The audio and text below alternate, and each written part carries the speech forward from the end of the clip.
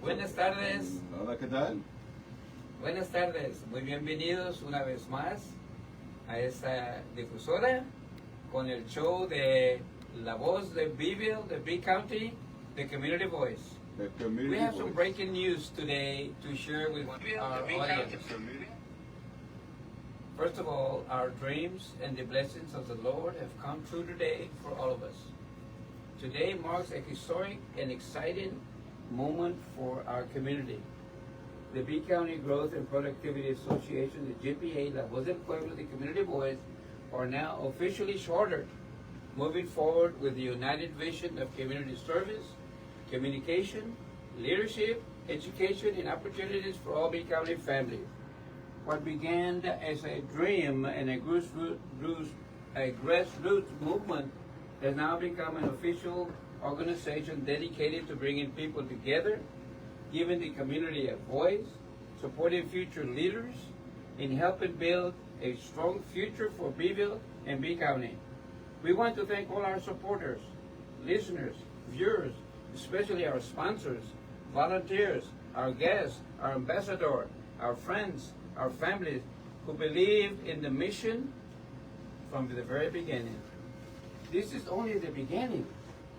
Together we will continue giving the people a voice, supporting the leadership, supporting community unity, encouraging economic growth, preserving history and culture, bringing a better future for all. Thank you, Bee County, for believing in us. God bless all Bee County families. Thank you. Thank you, thank you, thank you. That was well done, right? That's a compadre right there. And I want to thank the sponsors, Taqueria Vallarta and number 6, and Señor Don Luis Serna y toda su familia, Councilman Ray Garcia, and Oak Park Funeral Home, Joel Castañeda, and our good friend Jerry Rodriguez and family from Berkeley, Texas, and welcome, Chief of Police. I've never met you before. You're a very handsome Chief of Police. Oh, thank you very much. I'm happy to be here. Yes. Thank you for coming over. And like I always say, the Familia Moron welcomes you all, the Chief of Police and the law enforcement. You're welcome here. Anytime you want to put something across to the public, you're welcome. Just give us a call and we'll open the door for you. We'll definitely take you up on that offer. Thank you. Right. Let me make a point of interest. All right. First of all, thank you, Chief, for being with us today. And it's good to know that you are the son of a very good friend of ours. Our good friend, Tony Trevino, and your mother, Barbie. Yes, sir. Barbie Trevino. We're good old friends. Wow. And we wish him the best. Of course, we know Tony's not with us anymore, but your mother is. Tell her hello for us. Un fuerte abrazo.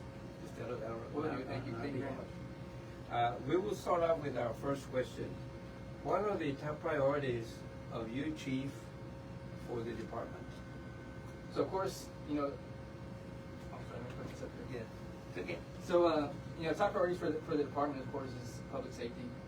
What can we do as a police department to enhance officers' training? Our technology. Because we have well-trained officers, that's better for the community. Yes. They're more well-trained, more well-versed in certain skill sets. Whether it's mental health, stuff like that. And of course, equipment. Updating our equipment with technology. I brought some show and tell. We can show it later. We've upgraded some less lethal means. Just keep it up with training and just push it forward every day. Great. What are the biggest public safety concerns facing Beeville today? Sure. I know a lot of the viewers are, the homeless. They see the homeless walking around. We try and combat that, the best we can. A lot of them are Beeville residents. We try to get them some mental health help, when we can, and sometimes they don't want that help. It's sad. But we try to give them the help that they need and help combat the homelessness. And of course, drugs. Drugs is a problem across the country, everywhere. when I first started here in 2008, I think like marijuana and cocaine was probably on the higher end. Now, when the oil field came through and left, methamphetamine starting to show it up, and it's stayed. It's here. I'm not saying it wasn't here before. It's just it wasn't very prevalent. And we've seen here the police department actually increase in juvenile violence amongst juveniles, stuff like that, related crimes. Whether it's juveniles, even teenagers, little ones on the street with weapons, stealing cars, burglarizing, residences or vehicles. It's a Before I pass you on to Pedro Ramonte for his question, let me ask you one more question. Sure. Is there any signs of the cartel traveling through the county? Well, Highway 59 is the hot route. The answer is yes. Yes. Yep. I'm not gonna lie to you. Yep. I've gotten some big loads of narcotics right here on 59. Any money? We've been getting money. I pulled money out of an 18-wheeler before. A couple of the guys recently, several $1,000s in currency that was being used for illicit means heading south. Here in Beeville? Oh yeah, right here downtown on 59. Oh So we're out there combating it. One of our state programs is Operation Lone Star, and so that's a grant for us that helps us provide overtime. Where officers come out on their time off and just hit the roads and look for narcotics, drugs, weapons, whatever's out there. We're hoping to find it. Yes. Well, Chief, speaking of juvenile, Mhm. how important is the youth outreach and monitoring in preventing crime with the? Yeah, so youth outreach is it's a big deal because I can say coming from a school district, at first the kids and people were like hesitant, oh man, police, but you get out there and you talk to the kids, they get to realize that these aren't the bad guys, they're just like us. We're friendly, we talk to us, we hand out stickers all the time, and it's just education and educating them on whatever questions they have, and then just educating them on our drugs and staying safe and safety. Is it worse than what it used to be? I mean, years back, remember there was gangs and stuff like that. I don't know, is there still gangs in the city? I'm sure there's still gangs here, just due to the proximity of the state and federal prisons that are close by, But now it's changed with the juveniles because I'm on social media, they're watching all this stuff on TikTok or whatever they're watching it on, and getting brave and just going out there. Yeah. And if I may, second to that is, parents need to be parents, and they need to bring the belt out or the chancla or the wooden spoon, whatever works, That's right. Sure. That's right. I have school. Speaking about that, I have a friend that he used to be bad. I mean, gang member and all that good stuff. That's why I said there's still gangs in the city. This guy was in a gang and he was in jail all the time, and he almost got killed in a fight and was bad. Now he turned a different leaf. He's good now. I mean, he's a hard-working guy, had a family. I said family, and he's still a young guy. And I asked him, I said, if I was to talk to the authorities and you're going to talk to a group of youngsters that are out there, would you willing to go and talk to them and tell them what you went through and how you came out of it and all that? Definitely, he said. Wow. I would do that. That's I would great. do that. He said, just give me a call, let me know, and I'll be there and I'll tell him. He's old. I mean, this guy's got scars all over him and everything. So, whenever we have something like that, Maybe we could team up together. I'd like to present this guy as Partnership. yeah. Partner. And yeah.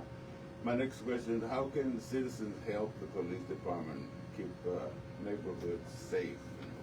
Yeah, so it basically comes down, you see something, you say something. It's what we say in school all the time. You see something, say something. Anything suspicious or something that you think's out of place, or hey, I don't know who that guy is over there. Yeah, I've never seen him in the neighborhood. Give us a call. That's our job. That's what we're here for, to keep the community safe and it takes the community to keep the community safe, because we can only be in one place at one time. We're not everywhere, you know. So it's up to the community.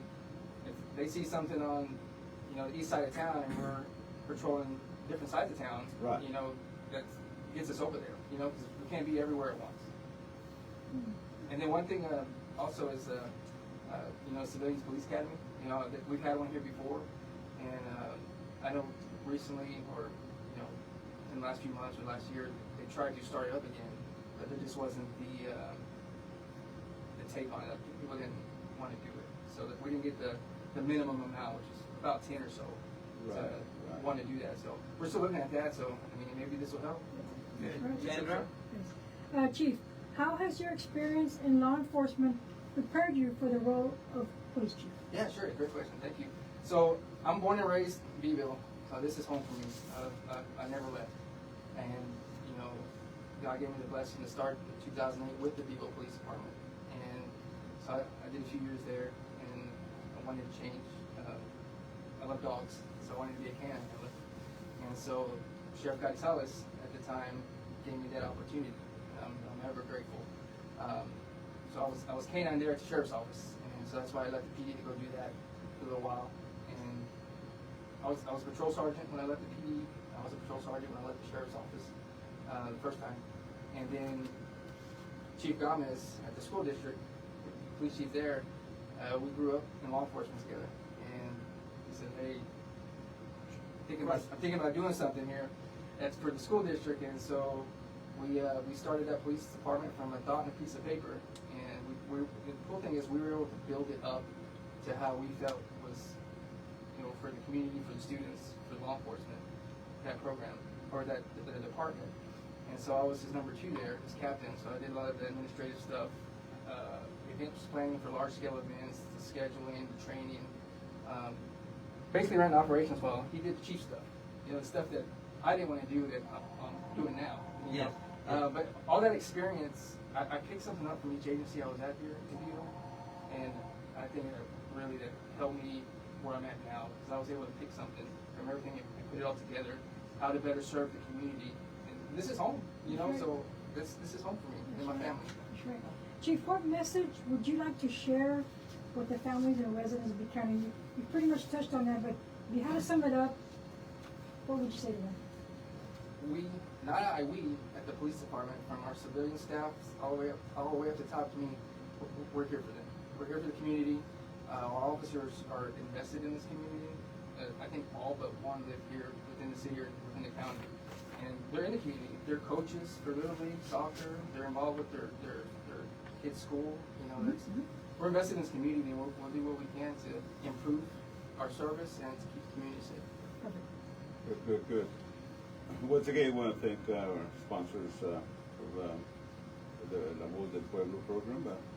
Zacaria Vallarta, Don Luis Serna and family, Councilman Ray Garcia, also the Oak Park Funeral Home, Joel Castaneda, and our good friend Jerry Rodriguez and family from Berkeley, Texas. Thank you.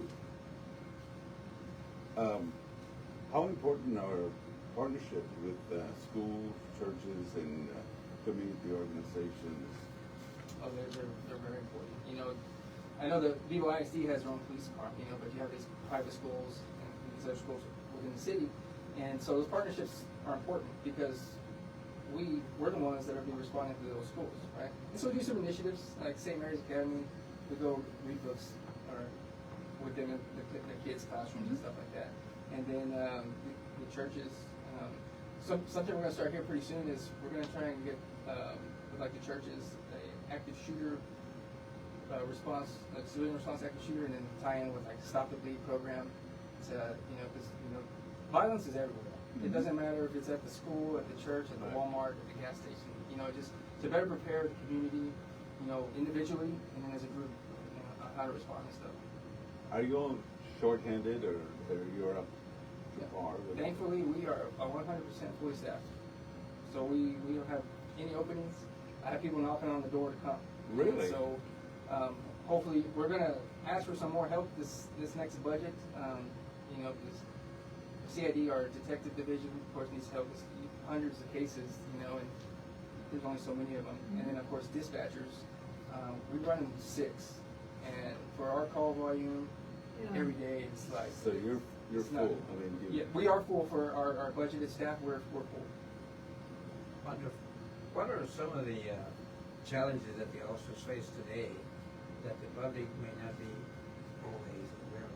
That's a good question. So, you know, a lot of challenges. A lot of people don't think about this. Is us as police, I mean, we're human too. You know, we see a bunch of things that people shouldn't be seeing, and so like officers' mental health, you know, is important. And I know a lot of people don't really think about that. Like, we're not Superman or we're not robots.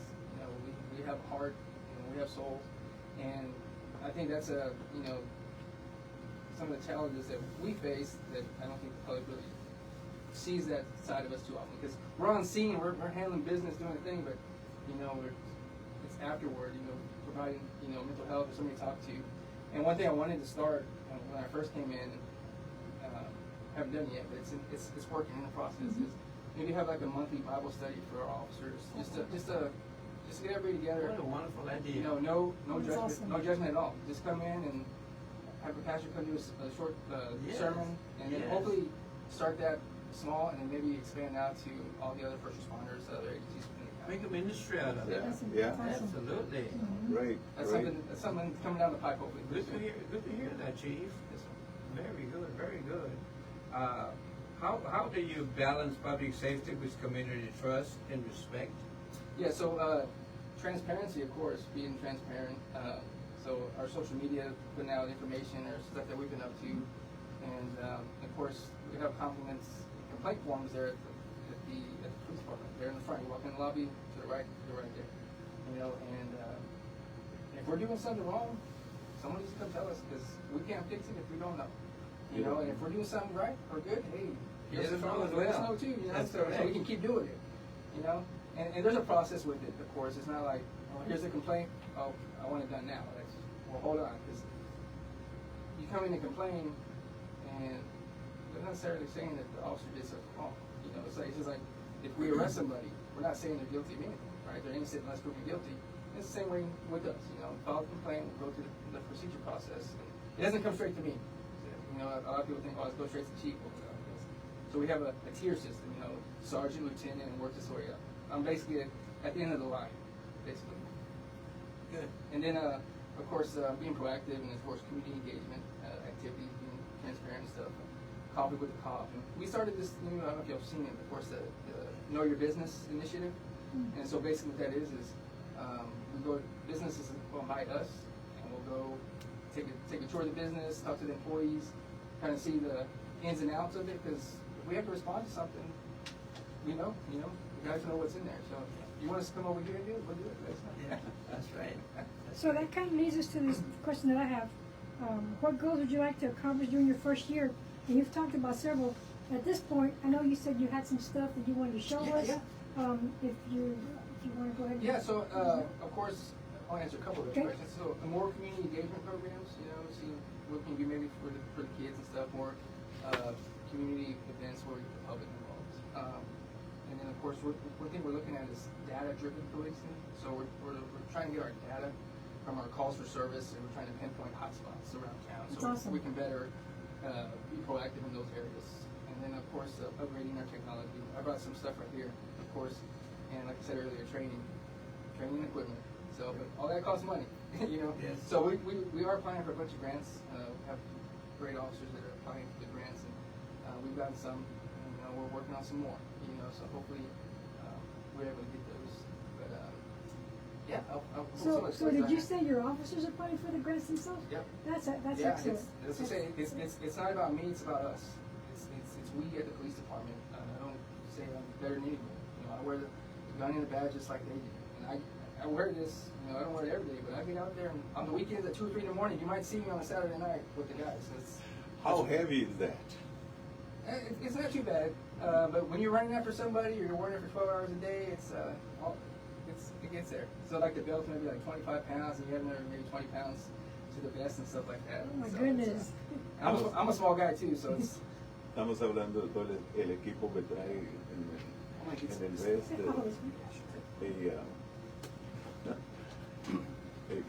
¿qué tanto pesa? Dice que más de 25 libras. That was, well, he's talking to us Yeah, about it. sure. Okay. So this is totally safe. See this red thing here? So there's no cartridges in here. So this is our new taser, Taser 10. It's the newest thing on the market. So right now we have 5 of them, and it's a less lethal option. You know. Is that with a wire or? Yes, sir. Yes, So sir. I'm gonna turn it on. It's gonna sound like a lightsaber or something from Star Wars. Okay. Right. Right. So you hear those, and so used to the old tasers, you give a warning arc and you see the electricity. Mhm. Right. So this has a new little. So you see the light and you hear that noise. That's basically that's our warning That's to their you. warning, Right. that's right. So if I'm telling you to do something and you're not complying, it's like, hey man, like it's coming. You know. So this is our new taser, and Well, what's next after that? What? what do you- After it's coming, when you give out a warning, and if they don't, So what's coming is, so I can point this at you. I wouldn't. This is totally empty, all right? I wouldn't advise that. So you see these little circles here? I don't know if you can see these little circles here. Mhm. And so what these are is there's cartridges in here. And let's see if I got a cartridge. An Oh, so it's got- empty one. it's got more than. That's a new thing for the department? Yes, sir. Yes, sir. Okay. Well, it's an updated version of the taser. Yeah, well, really? It's a more Okay. more I don't know if sophisticated. I- So you I got don't think I have 10. cartridges in You here. got 10 cartridges. So yeah, so we used to go have the one cartridge that would come out with the 2 prongs, Mhm. and then there's a Taser 7 which has 4. It's come out 2 at a time. So this is 10. So there's 10 taser shots in here. Wow. And so, and the point of the taser is, of course, because it's less lethal means, to get somebody to stop. And so the taser has to connect, basically. You have to have 2 prongs that connect with each other to get the full effect. So there's two people that you need to put down. You shoot one, and can you shoot the other one with the same? Yeah, because we got 10 pops in here, and so we can. You could shoot 10 of them. Yeah.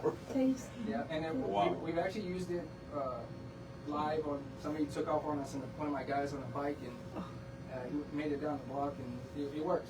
What part of the body do you shoot for? So we like to split the belt line, so something high and something low, so you get the full effect, a longer, a bigger spread of the electricity passing through. So if you get them too close, it's probably not going to be that good, but you get a bigger spread. You get the. How effective is it? Does it Put a man down. hit the body and put you down, or does it? So- Is it dangerous for the person that's receiving it? So so there's like a barb that comes out of it. It's a barb, like a fishing barb. Yeah. And it goes in. So these are a little bit more harder hitting because if you wear thicker clothing and stuff like that, it's kind of hard for it to penetrate. So this one's a little harder. And so it'll take you down. If you get a good effect, it will take you down. And I've been tased in the past, and the only way I can explain it is like a Charlie horse in your calf Mhm. there times like 1,000. Wow. And I'd rather be tased than pepper sprayed though. Has it been used on you? Not this one, but I've been tased in the past. They trained that. Well, they have to be trained. They have to get Okay, tased. and you go down. You go down, yes sir. If, So you know the effects of it. Yep. So you tell Buddy, this is what's coming because I've had a taste of it. Yep. Just like our pepper. You're going down. Just like our pepper spray. We've been pepper sprayed before, and we know Yeah. what's. And Yeah. I'd rather get this than this. Okay, that's right. That's right. If a person comes at you with a knife, Uh-huh. you use that. So, If a person comes at you with a gun, you So- definitely use Right, a so- real gun. so this. Life threatening. Right. So if we're being presented with lethal force, we're supposed to present. We train to present lethal force back. Right. So example, if I'm by myself and machete or something like that coming at me, this doesn't always work. So Oh. there's been times where it fails, right? And I so understand. if I'm using it and it fails and you're within, they say the 21-foot rule, but you can cover a lot of ground in a short amount of time. Yes. And so if this fails and it's in my hand, what's next? You know what I mean? So That's right. Because me seeing see it on TV Yes, sir. or the Uh-huh. news, why did they use the taser instead of shooting? yes, sir. Probably because you're not going to take any chances. Right, and you're right, and there's different tactics and ways to, if I have a partner there with me, we're we're more likely going to go try less lethal first because there's somebody covering me with lethal. Right. Right. So that's the ideal, you know. But if you're by yourself, you know, in a situation before where I've been by myself, you just gotta think, try your verbal judo de-escalation, you know. But de-escalation doesn't work all the time, and you can't de-escalate for like 20 minutes in certain scenarios, you know. And so this is one of our other less lethal tools, and then of course this thing we just got. So what this is a 40 millimeter. It's a sponge round. It's a sponge basically, and so it comes out like a grenade launcher. Like It looks pretty intimidating. You Right? use something like a shotgun. Right. We have beanbag shotguns as well, Yeah. where they shoot beanbags out. So we have a bunch of less lethal tools. So this is a 40 millimeter, and it's a sponge round. And basically what it is non-compliance. I'm going to shoot at the legs, and then you can stop, put it down, or comply, and that's basically what comes out of it. Sponge.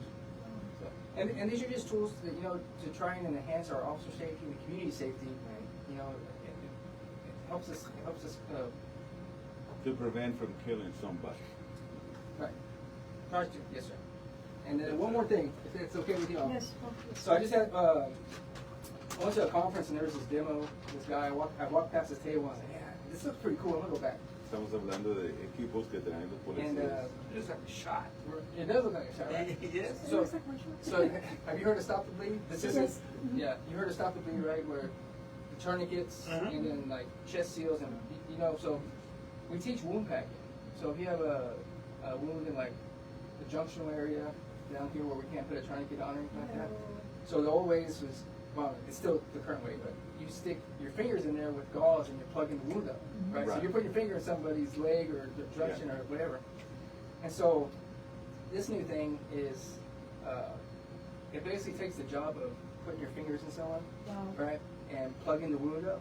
And so you take this off and you just push it in there, and it Seal. stops the bleeding, right? That And is s- awesome. And so we watched a video yesterday during the demo, and 9 seconds, the wound was plugged. Wound packing, they were still going after over 60 seconds, you know? So we don't have these yet. We just had the demo yesterday, but we are going to get these for officers. And I know Chief Gomez and a lot of other surrounding agencies that were there at the demo were really impressed with this. You know, Right. this is going to be a game changer, Right. you know? That's So awesome. just some things that we've been Para- working on, para- some stuff para- that we have para parar si alguien at the está police sangrando. department. Mm-hmm. Yeah, Very informative. that's that. So, Very, so we very, have very. 3 minutes left, and Chief, I need to ask you. Yeah, yeah. So when the sheriff was here a couple of weeks ago, I said, you know, let's do something for our kids. You know, what about getting the sheriff's department, the police department, and the school with Chief Gomez, and having like a volleyball game with the officers? Our kids would love to see something like that, or maybe a basketball game. We're ready. You know, right. We're ready. maybe let's think about something during the summertime, or let's go pack up the Boys and Girls Club, or let's ask the school district. I know y'all are competitive. I'm more of a volleyball guy, you know, like maybe some Top Gun scenes going on. or I something. know y'all are competitive, so we talked to Chief Gomez. The sheriff said he's in. I'm glad you We're were in 100%. All right, let's get together, and the sheriff's supposed to be getting this together, but I'll correspond with all three. I'll go talk to Chief Gomez, and I know you guys are very competitive, so. Oh, yeah, and yeah, we'll absolutely. just bring in the Great. we'll bring in the kids. You know they love that. I Yeah, got that's- one more question. Yes, sir. Yes, sir. Do you all, I remember a friend of mine, very personal friend of mine, had a heart attack and he passed on. Mm-hmm. And the patrol, the people that came, the officers that came, did not know how to do CPR. Mm-hmm. Are you all trained to do CPR? Oh, yes, sir. Absolutely. Yeah, CPR, Heimlich first aid. My wife actually teaches it for the department. And so, great question. So another thing that we have at the police department is 4 of our officers, myself, assistant chief, and 2 of our officers are EMRs, so emergency medical responders. So we're certified nationally and through the state. And so basically that's one tier underneath the EMT, you know, so, but all officers are trained to stop the bleed, you know, and providing life-saving aid. Good. And we'll go anywhere. Like we were in Lionel County last week or the week before for that major accident. So vehicle's not going to confine us. We're going to go wherever help's needed. Where mutual without a aid is doubt. needed. Yeah, without a doubt. It would be remiss of me if I didn't again mention that you come from a family that has served the public Yes, sir. and a family that has been in law enforcement. Your dad Tony? Yes, sir. Tony Baltasar Trevino. That's your father. That's my father. Yes, sir. Wow. And of course, Barbie is your mother. Right. Barbie, hi. Yes. You come from a very good family, my friend. Yes, sir. Thank you. And my sister's retired. My nephew's currently serving, and my stepson is currently serving law enforcement as well. También. Yep. I guess it runs in the family. It so. runs in the Runs in family. the family. So I got to give a shout out to my team over there. Okay. I know some of them are watching, All especially right. Matt Koenig. I said I'm gonna give him a shout out. All right, good deal, good deal. So, Yes, okay. Alright. So let's go ahead and finish up with a prayer. Heavenly Father, thank you for bringing us today once again with an outstanding show. You know, it is what La Voz GPAR is to bring several people to come and share their wisdom and let us know what is transpiring in our community. Lord God, because we are all here together.